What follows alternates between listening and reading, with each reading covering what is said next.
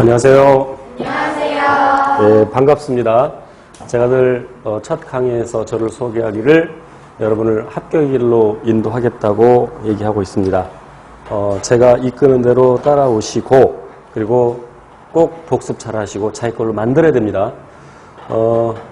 학습이라는 것은 제가 이제 한자 세대가 아니라서 읽을 줄 아는데 쓸 줄은 잘 몰라.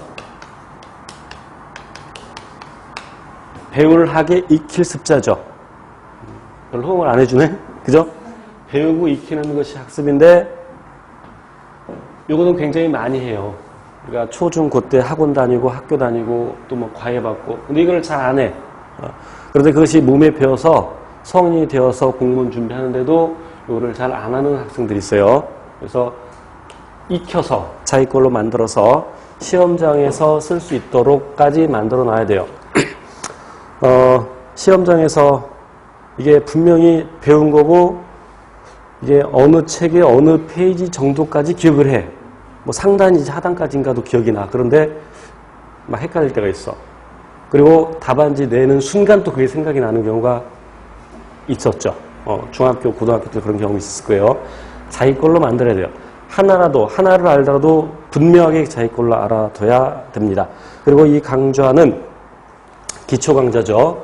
그래서 이제 생물을 고등학교 때 아예 안 했거나 문과라서 또는 공부한 지 오래되고 졸업한 지 물론 대학 때 간호학과나 또는 의료 관련 학과의 경우에 생물학을 따로 배우지 않죠. 생리학, 해부 생리학이나 생리학은 배우지만 그래서 생리학 파트는 여러분이 좀 이렇게 쉽게 다가가는데 나머지 부분들에 대해서는 조금 어려워합니다. 그래서 이 강좌를 마련한 겁니다. 그래서 제가 이제 쉽게 강의하려고 또 쉽게 이 책을 편집하려고 이해를 썼는데 이제 효과가 있기를 바라고 편집 괜찮죠? 제가 직접 했어요. 좀 전문성이 좀 떨어져 보이기도 하지만 뭐 이 정도면 양호하죠. 그래서 쉬운 것부터 하지만 이런 기초적인 것을 분명히 알고 있어야 또 이제 기본 과정 그리고 더 나아가서 심화 과정까지 공부를 할 때 그 밑거름이 될 수가 있습니다. 다시 한번 강조하건대 하나를 알더라도 분명하게 애매하게 알고 있으면 또 출제자들이 많이 문제를 꼬아서 내는 경향이 있습니다. 특히 서울시의 경우에 경기도의 경우에 특히 서울시는 굉장히 어려워졌죠. 2017년도에도 최근 경향과 마찬가지로 꽤 어렵게 출제가 됐습니다.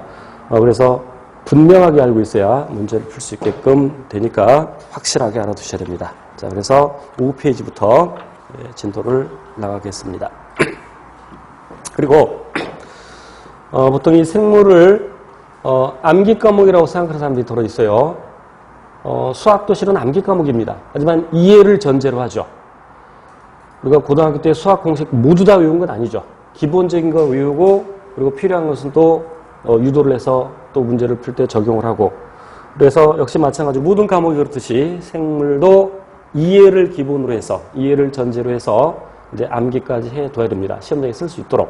그래서 저는 이해 위주로 강의를 할 것이고 그러나 때에 따라서 이해가 어려운 것도 있습니다. 실은 이 생물학 전반에 걸쳐서 저도 이해하지 못하고 그냥 암기하는 것들도 물론 있습니다. 그래서 그런 경우는 어쩔 수 없습니다만 특히 이제 분류 쪽에 가면 이제 암기하는 것들이 꽤 많으나 그런 부분들도 가급적이면 제가 이해를 시키도록 노력을 하겠습니다.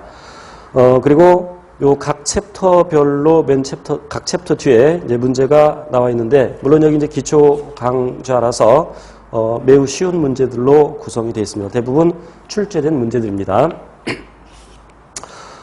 그런데 답은 없습니다. 그래서 답은 제가 카페에 올리거나 아니면 이제 이 시간 안배를 찾아서 뭐 수업 시간의 문제를 다룰 수도 있고요.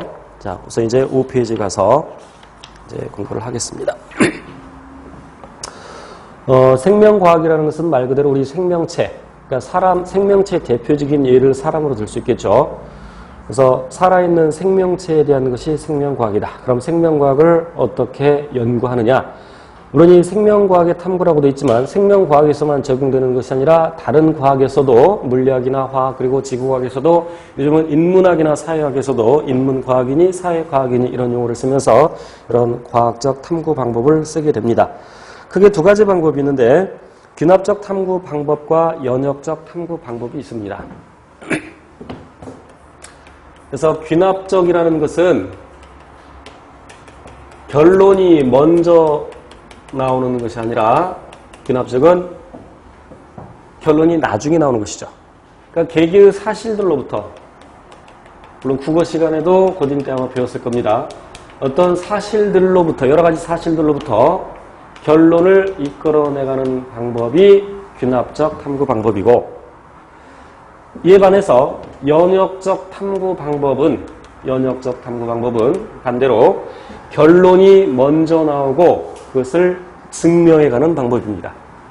생물학에서는 둘 다 이 두 가지 방법을 모두 씁니다만 주로 연역적 방법을 씁니다. 시험에는 연역적 탐구 방법이 되게 나옵니다. 제 기억으로는 귀납적 탐구 방법은 아직 출제된 적이 없습니다. 그러니까 출제되겠지 안 나옵니다. 근데 이제 장담은 안 해요. 장담했다 나오면 또 큰일 나니까. 하지만 주로 연역적 탐구 방법이 나오고, 어떤 사실, 물론 이것도 어떤 사실의 관찰로부터 시작이 됩니다. 사실 관찰 또는 문헌을 조사하다가